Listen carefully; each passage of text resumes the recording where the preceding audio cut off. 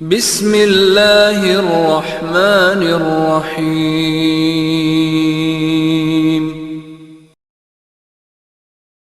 اعوذ باللہ من الشیطان الرجیم، بسم اللہ الرحمن الرحیم۔ الحمد للہ رب العالمین، وصلی اللہ علی محمد وآلہ الطیبین الطاہرین المعصومین الذین اذہب اللہ عنہم الرجس وطہرہم تطہیرا۔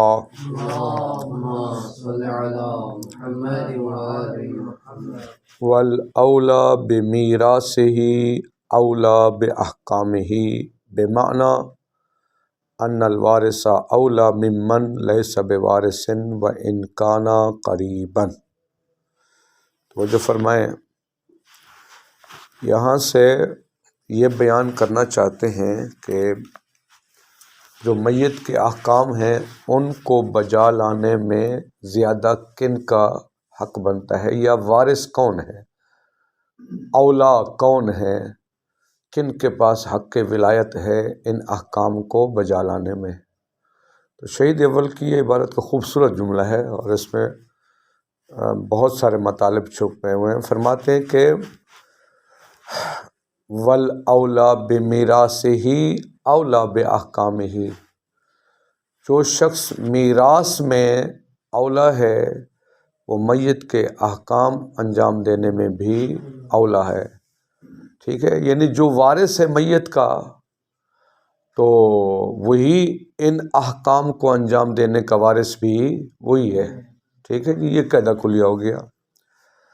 اور آپ جانتے ہیں کہ وراثت کے 3 طبقے ہیں۔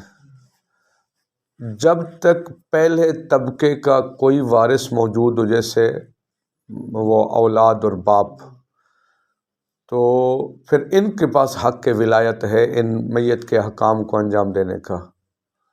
اگر پہلے طبقے کا کوئی وارث نہ ہو تو پھر دوسرے طبقے کا وارث آ جائے گا، اور اگر دوسرے طبقے کا کوئی وارث موجود نہ ہو تو پھر جو اولا بالمیراث ہیں وہی اولا باحکام المیت ہیں، ٹھیک ہے۔ یعنی وارث اولا ہے اس سے جو وارث نہیں ہے۔ ایک جملہ کا ہے، کہتے ہیں جو وارث نہیں ہے چاہے وہ رشتے میں قریبی ہی کیوں نہ ہو۔ اب عجیب بات ہے، کیا ہو سکتا ہے کہ ایک شخص رشتے میں قریبی ہو لیکن وارث نہ ہو؟ ایک اور شخص ہے جو قریبی نہیں ہے لیکن وارث ہے۔ فرماتے ہیں ہو سکتا ہے، بعض اوقات اگر وہ وارث، وہ جو مثلا ایک میت کا جو بیٹا ہے، مرحوم کا بیٹا، وہ کسی باپ کا قاتل ہو، اس نے باپ کو قتل کیا ہو، اب وہ باپ کے سب سے قریبی ہے، لیکن وہ شرعی مسئلہ ہے کہ قاتل ارث سے محروم ہوتا ہے۔ اگر قاتل اپنے باپ کو قتل کر دے تو اس کو شرعاً ارث نہیں ملے گا، وہ شرعاً باپ کی جائیداد کا وارث نہیں ہوگا۔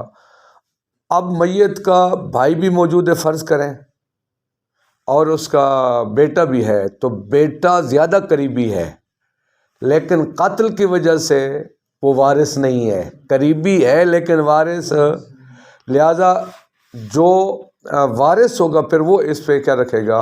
اور مثلا جو بھائی ہے، فرض کریں کہ اس پہلے طبقے کا اس بیٹے کے علاوہ کوئی اور وارث موجود نہیں ہے، دوسرے طبقے میں بھائی آ جاتے ہیں، تو پھر بھائی کیا ہوگا، وہ ان احکام کو انجام دینے میں وارث ہوگا۔ مسئلہ کلیئر ہو گیا؟ اچھا جی، اس مسئلے کو پڑھ لیتے ہیں پھر آگے دیکھتے ہیں۔ فرماتے ہیں کہ والاولا یہ مبتدا ہے، دوسرا اولا خبر ہے۔ والاولا بمیراثہ، جو شخص میراث ہی کا مرجع وہی میت، جو میت کے میراث کا اولا ہے، جو اولویت رکھتا ہے، ٹھیک ہے، وہی احکام میت میں بھی اولویت رکھتا ہے، ٹھیک۔ بمعنی ان الوارث اولا ممن لیس بوارث، اس معنی میں کہ جو وارث ہے وہ زیادہ بہتر ہے، وہ اولویت رکھتا ہے اس سے جو وارث نہیں ہے۔ وَإِن كَانَ قَرِيبًا، کانا میں ضمیر کا مرجع من لیس بوارث، جو وارث نہیں ہے چاہے وہ میت کا قریبی ہی کیوں نہ ہو. یا مثلا ایک میں نے مثال دی, دوسری مثال یہ دے سکتے ہیں آپ کہ وہ کافر ہو بیٹا, اب قریبی ہے رشتے میں لیکن وہ وارث نہیں ہے. واضح بات یہ. اچھا آگے آسان چیزیں جہاں مشکل ہوگی پھر میں زیادہ وضاحت کروں گا. ثم ان اتحد الوارث اختصا یا اختصا دونوں پڑھ سکتے ہیں. اگر وارث صرف ایک ہو تو یہ ولایت اسی کے ساتھ مخصوص ہوگی, وہی حق اولویت رکھتا ہے, وہی احکام میت کو انجام دے گا. ٹھیک ہے, مثلا فوت ہو گیا مرحوم اور اس کا صرف پہلے طبقے میں سے بیٹا موجود ہے صرف, تو وہی یہ سارے احکام انجام دینے میں وارث ہوگا. وَإِن تَعَدَّدَا, اب قاعدہ کلیہ بڑا آسان سا ہے. اگر وارث متعدد ہوں اور اس میں مذکر بھی ہوں اور مؤنث بھی ہوں, ٹھیک ہے جی, دونوں ہیں, تو فَالذَّكَرُ أَوْلَى مِنَ الْأُنثىٰ, تو ذکر اولا سے, مذکر جو ہے وہ انثیٰ سے زیادہ اولویت رکھتا ہے. یعنی پھر یہ احکام میت کون انجام دے گا؟ مذکر. مثلا کسی مرحوم کا ایک بیٹا ہو اور ایک بیٹی ہو, ٹھیک ہے, تو بیٹا اولویت رکھتا ہے, اس سے اجازت مانگی جائے گی, وہ اجازت دے گا, خود کام کرے یا کسی کو اجازت دے وہ. والمکلف من غیرہ, مرحوم کا ایک بیٹا ہے اور ایک بیٹی ہے, ان میں سے ایک بالغ ہے ایک نابالغ ہے, ایک مکلف ہے ایک غیر مکلف ہے. تو جو مکلف ہوگا چاہے وہ مذکر ہو یا مؤنث ہو, بیٹا ہو یا, اس کا مطلب یہ ہوا کہ اگر بیٹا غیر مکلف ہے اور بیٹی مکلف ہے تو پھر بیٹی اولا ہوگی, اس کے پاس ولایت ہوگی. واضح ہے نا بات. اچھا جی, والمکلف ہو یعنی آپ اسی پر عطف کریں, فالمکلف ہو اولا من غیر المکلف. والابو من الولد والجد, یعنی باپ اولا ہے بیٹے سے اور دادا سے. فرض کریں اگر کسی مرحوم کا بیٹا بھی ہو اور باپ بھی موجود ہو تو باپ کو اولویت ہے, کیونکہ باپ نہ ہوتا تو خود نہ ہوتا, خود نہ ہوتا تو بیٹا نہ ہوتا, تو بیٹا بعد میں آتا ہے نا. تو اگر بیٹا بھی اور باپ بھی ہو تو کون اولویت رکھتا ہے؟ باپ. اس وجہ سے مرحوم کے باپ سے پوچھا جاتا ہے بھی آپ کی اجازت ہے میں نماز جنازہ پڑھا دوں, یہ کام کر دوں, بیٹے سے نہیں, وہ شرعاً واجب اگر دونوں موجود ہیں. اسی طرح اگر بیٹا نہیں ہے, مثلا باپ اور دادا ہے, تو باپ دادا سے بھی زیادہ اولویت رکھتا ہے. اگر کسی میت کے جنازہ پڑھانا چاہتے ہیں اور باپ بھی اور دادا بھی ہو تو باپ سے اجازت لیں گے, دادے سے اجازت لینا ضروری. ہاں باپ نہ ہو تو پھر وہ بیٹا بھی نہ ہو, پھر دادے کی نوبت آتی ہے. سمجھ آئیے نا بات. بیٹا بھی نہ ہو, باپ بھی نہ ہو, پھر دادے کی آتی ہے نوبت. وہی نا, وہی کہہ رہا ہوں نا, پھر بیٹا اولویت رکھتا ہے, باپ چونکہ اس کے درجے کے بعد ہوگا, اگرچہ انہوں نے اس مسئلے کو بیان نہیں کیا لیکن یہی ہے. تو فرماتے ہیں والابو یعنی باپ اولا ہے بیٹے سے بھی اور دادا سے بھی. کیا مطلب؟ مرحوم کا ایک بیٹا ہے اور باپ ہے تو باپ اولا, بیٹا ہے اور وہ باپ ہے اور دادا ہے تو پھر باپ اولا ہے ہر صورت میں. ٹھیک ہے جی. اچھا اگلا مسئلہ ہے والزوج اولا بزوجتہ مطلقاً. جو شوہر ہوتا ہے وہ بیوی کے وہ جو میت کے اس کے احکام بجا لانے میں وہ اولا ہے مطلقاً, چاہے اس بیوی کے قریبی رشتہ دار ہوں یا نہ ہوں. سمجھ آگی بات. یعنی زوجہ چاہے اس کی قریبی رشتہ خود اس کی قریبی رشتہ دار ہو یا قریبی رشتہ دار نہ ہو. کس کی؟ شوہر کی. بعض اوقات انسان اپنی پھوپھی کی بیٹی سے, خالہ کی بیٹی سے شادی کرتا ہے تو وہ قریبی ہے, بعض اوقات ممکن ہے کوئی غیر ہو, رشتہ دار بھی نہ ہو. تو فرماتے مطلقاً زوج اولویت رکھتا ہے بزوجتہ اپنی زوجیت پر, فی جمیع احکام المیت, میت کے تمام احکام انجام دینے میں. ولا فرق بین الدائم والمنقطع, نکاح دائمی ہو اس کے ساتھ یا نکاح منقطع ہو, جس کو مطلع کہتے ہیں یا بالصیغہ کہتے ہیں. ٹھیک ہے جی. اگلا مسئلہ زبانی سن لیں پھر میں ترجمہ کرتا ہوں, توجہ کریں گے ابھی. اگلا مسئلہ ہے یجب المساوات بین الغاسل والمیت. توجہ کریں گے 100%. قانون یہ ہے کہ مرد مرد کو غسل دے اور عورت عورت کو غسل دے. ٹھیک ہے, یہ ایک قاعدہ کلیہ ہوا. مساوات واجب ہے غاسل غسل دینے والے میں اور میت میں.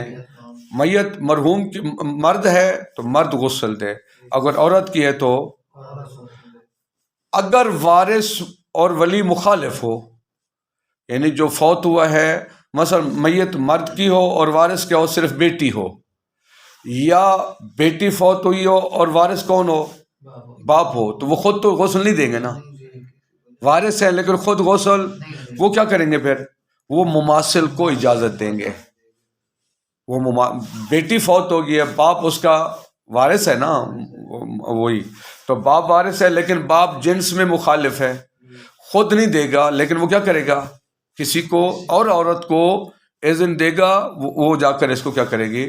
غسل دے گی. یا اس کے برعکس ماں اور باپ دونوں زندہ تو باپ رکھتا ہے نا، ماں کی نہیں ہوتی ولایت، باپ کی ولایت ہوتی ہے. اچھا جی، اچھا اب بتائیے یہاں مسئلہ کیا بیان کرتے ہیں. بیٹی فوت ہوئی ہے، باپ موجود ہے، تو باپ چونکہ جنس میں مخالف ہے وہ اس کو غسل نہیں دے سکتا، وہ کیا کرے گا؟ کسی اور کو اذن دے گا. اچھا فرماتے ہیں پھر بھی اس کی ولایت ختم نہیں ہوتی باپ کی. ایسا نہیں ہے کہ غسل نہ دے سکنے کی وجہ سے اس کی ولایت ختم ہو جاتی ہے، ولایت ختم نہیں ہوتی. اس طرح ولایت ختم نہیں ہوتی، جو اور بھی غسل دے گا وہ اسی کی اجازت سے غسل دے گا نا. یعنی اگر کوئی اور جس کو عورت کو بیٹی فوت ہو گئی ہے وہ عورت کسی اور کو کہے گا تو وہ کوئی اور عورت اس باپ کی اجازت سے اس کی بیٹی کو کیا کرے گی؟ غسل دے گی. اس کا مطلب ہے غسل خود غسل نہ دے سکنا اور ولایت کا موجود رہنا، اس میں کوئی منافات نہیں ہے. اسی طرح اگر باپ فوت ہو جاتا ہے، بیٹی زندہ ہے، بیٹی اس کے وارث ہے اور وارث مماثل نہیں ہے، تو بیٹی خود غسل نہیں دے سکتی ہے، وہ کیا کرے گی؟ کسی اور کو اذن دے گی، اجازت دے گی، وہ غسل دے گی اس کے باپ کو. تو خود بیٹی کا غسل نہ دے سکنا اس کا مطلب یہ نہیں ہے کہ اس سے وہ اس کی ولایت ختم ہو گئی، ولایت اس کی باقی رہتی ہے. اس جملے کو پڑھ لیں، دیکھیے وَيَجِبُ الْمُسَاوَاتُ، اور واجب ہے مساوات بین الغاسل والمیت، غاسل کے درمیان اور غاسل، اس میں فاعل کے صیغہ غسل دینے والا. ٹھیک، کس میں مساوات ضروری ہے؟ فی الرجولیت والانوثیت، رجولیت اور یعنی مرد مرد کو غسل دے، عورت عورت کو، یعنی مرد مرد کو، عورت عورت کو. فَإِذَا كَانَ الْوَلِيُّ مُخَالِفًا لِلْمَيِّتِ، اگر ولی وارث وہ میت کا اس میں وہ رجولیت اور انوثیت میں مخالف ہو، مساوات نہ ہو. مثلا بیٹی فوت ہو جائے اور باپ وارث ہو، یا باپ فوت ہو جائے اور بیٹی وارث ہو، تو اذن للمماثل، وہ جو ولی ہے، اذن میں ضمیر کا مرجع ہے ولی، وہ ولی مماثل کو اذن دے گا. لا ان ولایتہ تسقط، یہاں خود اس کا غسل نہ دے سکنا اس کا یہ معنی نہیں ہے کہ اس کی ولایت ساقط ہو جاتی ہے، نہیں یہ کہ اس کی ولایت کیا ہو جاتی ہے، ولایت ساقط کیسے نہیں ہوئی ہے، اور بھی جو غسل دے گا وہ اسی ولی کی اجازت سے دے گا نا. تو اس کا مطلب ولایت تو ہے نا. کیوں؟ اذ لا منافات بین الاولویت و عدم المباشرت، وارث بھی ہو اور خود غسل نہ دے سکتا ہو، اس میں کوئی منافات نہیں ہے. ہو سکتا ہے کہ انسان وارث ہو لیکن جنس میں مخالف ہونے کی وجہ سے وہ اس کو غسل نہ دے سکتا ہو. اب اگلا مسئلہ ذرا توجہ فرمائیں، زبانی سن لیں پھر ترجمہ کراتا ہوں. شہید اول کی تعبیر آپ ذہن میں رکھیں. انہوں نے کیا تعبیر، شہید اول کی کیا تعبیر ہے؟ یہ شہید اول کے جو الفاظ ہیں، یاجب المساوات فی الرجولیت والانوثیت. توجہ کریں، زبان سن لیں. یعنی رجولیت کہا ہے، ذکوریت نہیں کہا. پہلی بات تو یہ ہے، کہا ہے یاجب المساوات فی الرجولیت والانوثیت، یہ نہیں کہا یاجب المساوات فی الذکوریت والانوثیت. ذکوریت کی تعبیر نہیں لائے. کیوں؟ کیونکہ اگر ذکوریت کی تعبیر لاتے نا، توجہ کرنا، اگر کہتے یاجب المساوات فی الذکوریت والانوثیت، اس کا معنی یہ ہوتا کہ مذکر کو غسل دے. یہی نا ذکوریت، یعنی مساوات ضروری ہے کس میں؟ ذکوریت ہے. اس میں اس کا مطلب کیا ہے؟ مذکر کو غسل دے. نتیجہ کیا نکلتا ہے؟ نتیجہ نکلتا ہے اس کا مطلب ہے مرد پھر 3 سال کی بچی کو غسل نہ دے سکتا. ٹھیک ہے نا، چونکہ مذکر ہے نا وہ، چونکہ وہ کیا ہے، اس کا مطلب ہے 3 سال کے بچے کو غسل دینا وہ جائز نہ ہوتا، جبکہ آگے مصنف بتا رہے ہیں کہ مرد 3 سال کی بچی کو غسل دے سکتا ہے، عورت 3 سال کے بچے کو غسل دے سکتی ہے۔ سرا اب ایک تعبیر کو سمجھیں گے، یعنی انہوں نے کون سی تعبیر لائی ہے کہ ذکوریت کی نہیں ہے، کس کی ہے؟ رجولیت کی ہے، یعنی مرد 3 سال کی بچی کو اور عورت 3 سال کے بچے کو غسل دے سکتی ہیں، آگے شہید اول بیان کریں گے۔ تو رجولیت کی جو تعبیر لائی ہے نا، اگر ہوتا ذکوریت اور انوثیت، اس کا مطلب یہ تھا مطلقاً کہ مرد مذکر کو غسل نہیں دے سکتا، غسل کو دے گا مؤنث کو، یعنی مذکر مؤنث کو غسل نہیں دے سکتا، مؤنث مذکر کو غسل نہیں دے سکتی۔ لیکن تعبیر لائیں رجولیت کی، اس کا مطلب ہے عورت 3 سال کے بچے کو غسل دے سکتی ہے، چونکہ 3 سال سے کم جو بچہ ہے اس پر رجل ان کا اطلاق نہیں ہوتا۔ تو رجولیت کے اعتبار سے یہ مسئلہ تو حل ہو جائے گا، یعنی عورت 3 سال کے بچے کو غسل دے سکتی ہے۔ کیوں؟ چونکہ شہید اول نے کہا ہے وہ رجولیت اور انوثیت میں مساوات ضروری ہے نا، ذکوریت نہیں کہا نا، اس کا مطلب ہے عورت 3 سال کے بچے کو اس پر رجل صدق نہیں کرتا۔ ہاں اگر ذکوریت کہتے پھر عورت 3 سال کے بچے کو غسل نہ دے سکتی، ٹھیک ہے نا۔ دوسری تعبیر لائیں انوثیت کی، وہاں شہید اول کی عبارت نقص سے خالی نہیں ہے، چونکہ وہاں کیا ہے انوثیت یعنی مؤنث ہونے میں بھی مساوات ضروری ہے، جبکہ مرد 3 سال کی بچی کو آگے بیان کریں گے غسل دے سکتا ہے۔ تو وہ 3 سال کی بچی جو ہوتی ہے وہ مؤنث صادق آتا ہے یا نہیں آتا؟ اس پر آتا ہے نا، 2 سال کی ہو تب بھی آتا ہے، 1 دن کی ہو تب بھی آتا ہے، سیکس شدہ ہو لیکن پتہ چلا کہ وہ عورت ہے، اس پر بھی مؤنث صدق کرتا ہے۔ دوسرے اعتبار سے شہید اول کی عبارت عیب سے خالی نہیں ہے، نقص سے خالی، یعنی عبارت کی یہ نتیجہ نکلتا ہے کہ مرد 3 سال کی بچی کو غسل نہیں دے سکتا، جبکہ آگے بیان کریں گے غسل، لیکن دوسرے اعتبار سے عورت کا 3 سال کے بچے کو غسل دینا وہ رجولیت کی قید سے خارج ہو جاتا ہے، وہاں مسئلہ حل ہے۔ واضح بھی بات؟ اب دیکھیں عبارت توجہ کریں،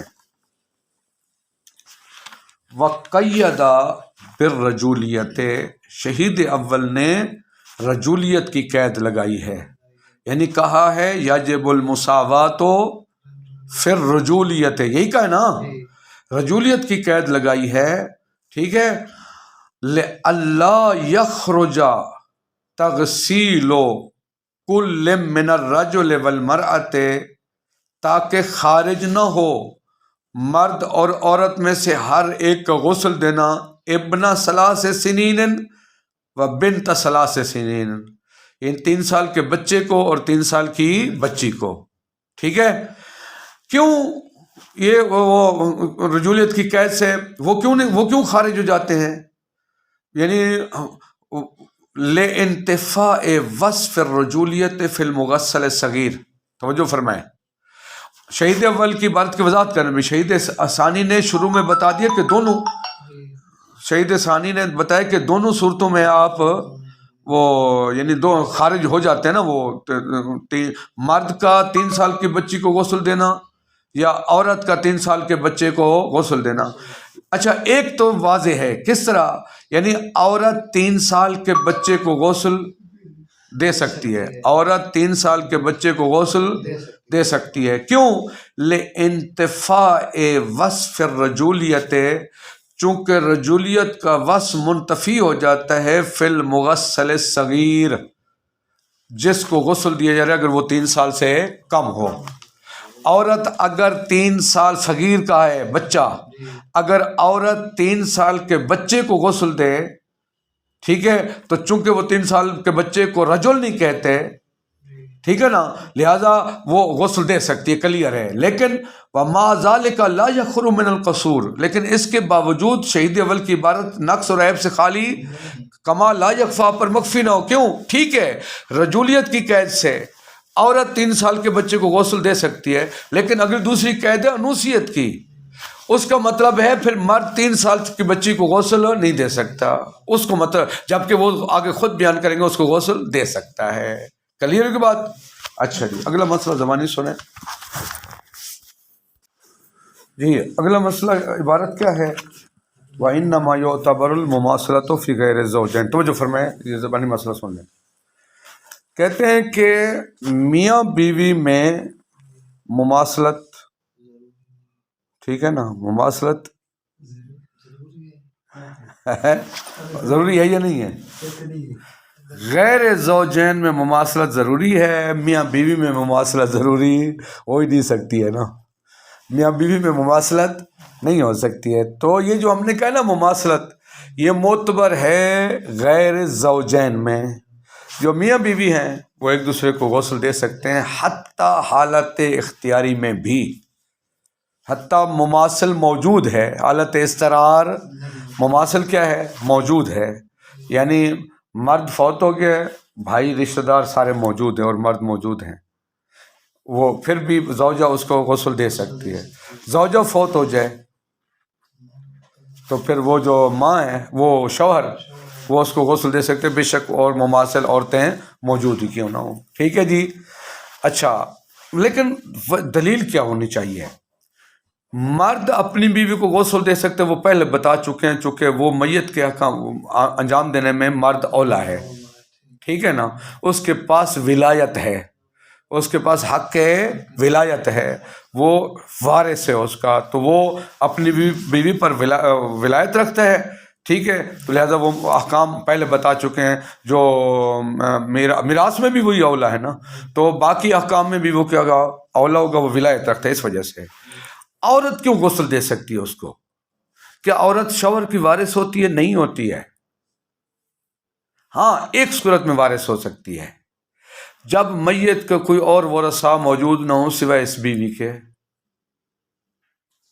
ٹھیک ہے نا، پھر ولایت منحصر ہو جاتی ہے نا، پھر ولایت اس عورت میں کیا ہو جاتی ہے؟ منحصر ہو جاتی ہے، یہی اس کی وارث ہوگی، ٹھیک ہے نا، یعنی ولایت منحصرہ کی وجہ سے وہ عورت اس شوہر کو غسل دے سکتی ہے، یا اس کا اور وارث موجود ہے، وہ اس کو اجازت دے دے۔ مثلا میت کا ایک مرحوم کا بیٹا ہے اور بیوی تھی، تو جب بیٹا ہے تو وارث کون ہے؟ بیٹا۔ اگر بیٹا اس کی اپنی ماں کو اجازت دیتا ہے کہ غسل، تو پھر اس صورت میں بھی وہ غسل دے سکتی ہے۔ سمجھ آ گئی بات نا؟ مرد کا غسل دینا کیوں ہے؟ ولایت کی وجہ سے۔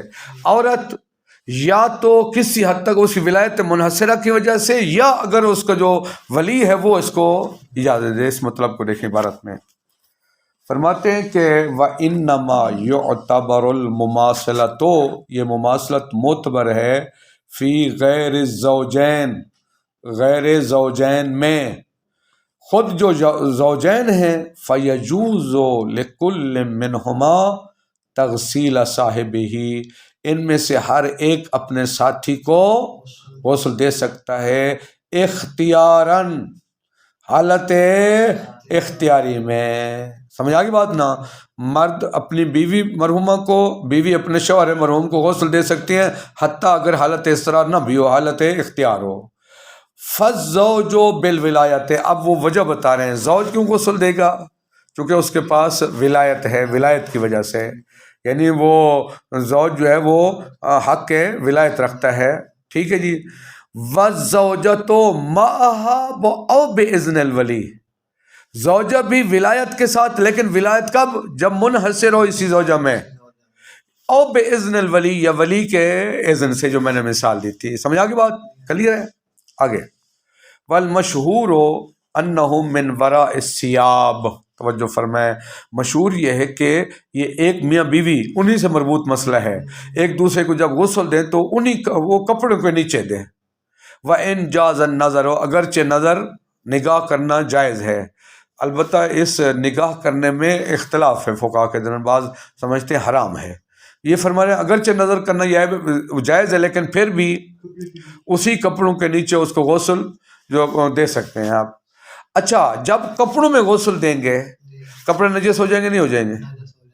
ٹھیک ہے، فرماتے ہیں جب کپڑے نجس ہو جاتے ہیں تو پھر وہ یہاں کپڑوں کو جو نچوڑنا بھی واجب ہوتا ہے یا نہیں ہوتا ہے؟ یہ کپڑا ان چیزوں میں سے جن کو نچوڑا جا سکتا ہے، وہ پہلے بتا چکے ہیں، بینہما عصر، نچوڑنا ہونا چاہیے نا. اب جب یہاں کہتے ہیں وہ لباس کو نچوڑنے کا حکم، یہ ان کے قائم مقام ہوں گے جن میں نچوڑ نہیں ہوتا ہے. فرماتے ہیں وَيُغْتَفَرُ الْعَصْرُ ہونا، یہاں یہ جو میاں بیوی ہونا سے مراد یہ میاں بیوی جو ایک دوسرے کو غسل دے رہے ہیں، یہاں عصر معتبر نہیں ہے. فی صوب میں وہ جو چونکہ فرض کیا تھا، ہم نے کہا انہی کپڑوں میں ان کو کیا کریں، غسل دیں. جب انہی کپڑوں میں غسل دے رہے ہیں تو پھر وہ کپڑے نجس ہو گئے، ان میں عصر معتبر نہیں ہے. کما یغتفر فی الخلقۃ ساترۃ للعورۃ، جس طرح کہ دیکھیے اگر وہ لباس اتار لیں تو وہ ننگا تو نہیں کر سکتے، ان کے اوپر کیا کریں گے، وہ ساتر کپڑا ڈالیں گے. یا مرد دوسرے کوئی عام غسل دیتے ہیں تو غسل جنابہ دیتے، وہ غسل میت دیتے ہیں تو ساتر ڈالا جاتا ہے، نہیں جاتا. جس طرح اس ساتر میں عصر معاف ہے، یہاں پر بھی عصر معاف ہے. وہاں عصر معتبر نہیں ہے، یہاں بھی عصر معتبر نہیں ہے. سمجھ آ گئی بات. کما یغتفر فی الخرقۃ ساترۃ، جس طرح کہ عصر معاف ہے فی الخرقۃ اس خرقہ میں جو میت کی شرمگاہوں کو چھپانے والا ہوتا ہے. للعورت، عورت کے معنی شرمگاہ. مطلقاً یعنی وہ ساتر جو ہے نا، چاہے وہ زوجین ہوں یا زوجین کا غیر ہوں. میں نے کہا نا کہ عام اگر مرد ہے، دوسرا مرد غسل دے رہا ہے، تب بھی تو ساتر معتبر ہے، یہ نہیں ہے. تو اس ساتر میں عصر معتبر نہیں ہے. کیوں؟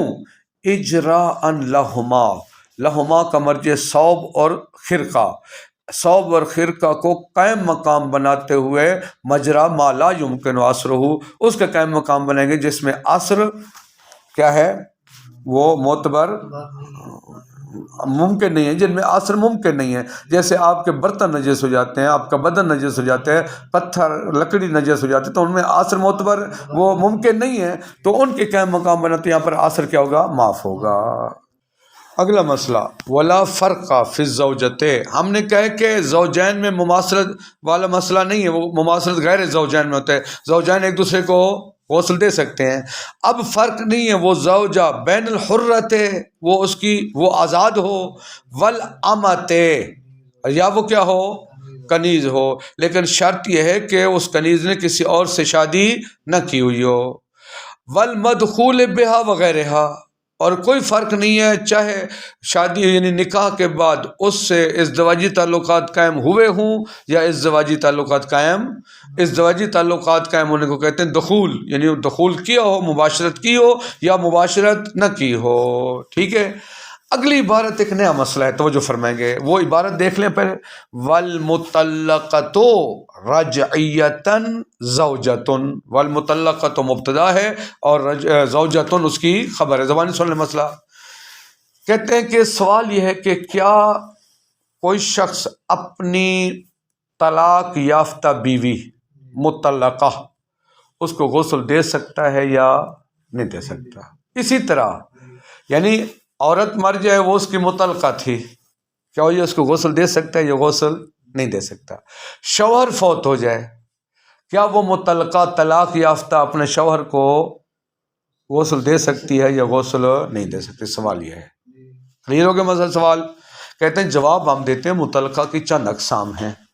ایک مطلقہ طلاق یافتہ ہوتی ہے بائن. بائن کا مطلب ایسی طلاق جس کے بعد مرد کو رجوع کا حق نہیں ہوتا. چند طلاقوں کو طلاق بائن کہا گیا ہے. وہ جو جس کی عمر 9 سال نہیں پوری ہوئی، پہلے بچپن میں نکاح ہو گیا ہے لیکن ابھی اس کی عمر 9 سال نہیں ہوئی، اس کو طلاق دے دیتا ہے تو وہ طلاق بائن ہو جائے گی. ٹھیک ہے جی، یعنی بغیر دوبارہ نکاح کے وہ اس کی بیوی نہیں بن سکتی نا. اچھا جی. اسی طرح جو یائسہ عورت کو طلاق ہے، وہ بھی طلاق کیا ہوتی ہے، بائن ہوتی ہے. رجوع کا حق، طلاق بائن کا معنی یہ ذہن میں رکھیں جس میں اس کو رجوع کا حق نہیں ہے، بغیر نکاح کے اس کو بیوی نہیں بنا سکتا. اچھا، ایسی عورت کو طلاق، ایسی بیوی کو طلاق جس کے ازدواجی تعلقات قائم نہ ہوئے ہوں، دخول نہ ہوا ہو، وہ بھی طلاق کون سی ہوتی ہے، بائن ہوتی ہے. جس عورت کو 3 طلاقیں ہو چکی ہوں، اس میں بھی رجوع کا، تیسری طلاق کے بعد رجوع کا حق نہیں ہوتا. طلاق کے خلا اور طلاق مبارات، ٹھیک ہے نا، یہ میں بھی رجوع کا حق. طلاق بائن کا مطلب ہے جس میں رجوع کا حق نہیں ہوتا. ٹھیک ہے. اچھا، یہ ہوگی طلاق بائن. دوسری طلاق ہوتی ہے طلاق رجعی. طلاق رجعی کسے کہتے ہیں؟ ان کے علاوہ جتنی طلاق ہوگی، کوئی بھی طلاق کی قسم فرض کر لیں، تو وہ کیا ہوتے طلاق رجعی. جیسے رجی کا لفظ سے واضح ہے، یعنی مراد یہ ہے کہ جب شوہر دوران عدت اس سے رجوع کر سکتا ہے. رجوع کا مطلب ہے اسے کو آڑی بھیڑی ہے میرے گھر آ جائے، اس کو لے آئے، وہ گھر میں رکھ دے، تو وہ رجوع ہو جاتا ہے نا. جیسے رجوع ثابت ہوتے ہیں، آپ نے وہ پڑھا ہوا ہے نکاح کے مسائل میں. اب مسئلہ یہ ہے کہ جس عورت کو طلاق کے بائن دی گئی ہے وہ تو کبھی بھی وہ غسل نہیں دے سکتے ایک دوسرے کو. اگر شوہر فوت ہو جائے تو جس کو طلاق کے بائن ہو چکے وہ اس شوہر کو غسل نہیں دے سکتی، اور شوہر حتیٰ عدت کے دوران بھی وہ اس کو غسل، کیونکہ اب اس پر جب یہ طلاق کے بائن ہے، رجوع کا حق نہیں ہے. اب اس سے زوج کا سلب ہو سکتا ہے کہ یہ اس کی بیوی نہیں ہے، سمجھیں گے دلیل کو.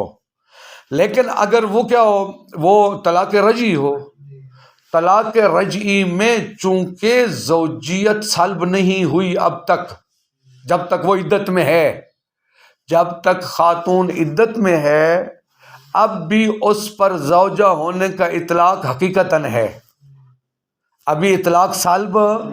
لہذا دوران عدت اگر شوہر فوت ہو جائے تو یہ متعلقہ شوہر کو غسل دے سکتی ہے. اگر بیوی وہ متعلقہ عورت خاتون عدت کے دوران فوت ہو جائے تو یہ شوہر اس کو غسل دے سکتے ہیں، چونکہ اب بھی اس پر زوج کا اطلاق حقیقتاً ہو رہا ہے. اب بھی طلاق ہو چکی ہے، عدت کے دوران ہے، اب بھی وہ زوجہ ہے، تبھی تو اس کے اخراجات واجب ہیں، تبھی تو رجوع کا حق حاصل ہے. کلیئر ہوگا مسئلہ؟ اب دیکھیں عبارت نکالیں. فرماتے ہیں کہ والمطلقۃ، یہ مبتدا خبر کی صورت میں جملہ بیان کر رہے ہیں شہید ثانی.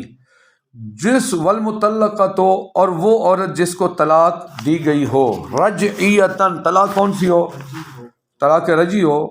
زوجتن، وہ بھی اب زوجہ ہے، اس پر بھی زوجہ کے احکام لاگو ہیں، وہ اب بھی زوجہ ہے. زوجہ ہے کہ کیا مطلب ہے؟ یعنی وہ اس کو ایک دوسرے کو غسل دے سکتے ہیں نا. سمجھ آگی بات نا مسئلہ؟ بخلاف البائن، برخلاف کس کے؟ ٹھیک ہے، یعنی اگر طلاق بائن ہو چکی ہے تو وہ غسل نہیں دے سکتی. اچھا اگلا مسئلہ، ولا یقدح انقضاء العدت فی جواز تغسیل عندنا. دیکھیں ہم فقہاء امامیہ کے نزدیک حتیٰ اگر عدت ختم بھی ہو جائے پھر بھی غسل دینا جائز ہے، لیکن شرط یہ کہ شوہر اس کی عدت کے دوران فوت ہوا ہو. سمجھ آگی بات نا؟ یعنی عدت منقضی ہونے کے بعد بھی، دیکھیں مسئلہ عجیب ہے، عدت عورت کو طلاق دی گئی، طلاق رجعی تھی، اس کی عدت کیا ہو گیا ہے؟ عدت سے مراد عدت وفات. چونکہ جیسی طلاق رجعی ہوئی ہے، شوہر فوت ہو جاتے تو وہ کون سی عدت شروع ہو جائے گی؟ عدت وفات. عدت وفات کتنی ہے؟ 3 مہینے 4 مہینے 10 دن ہے جو عدت وفات ہے. عدت وفات، دیکھیے شوہر فوت ہو گیا کس میں؟ عدت کے دوران.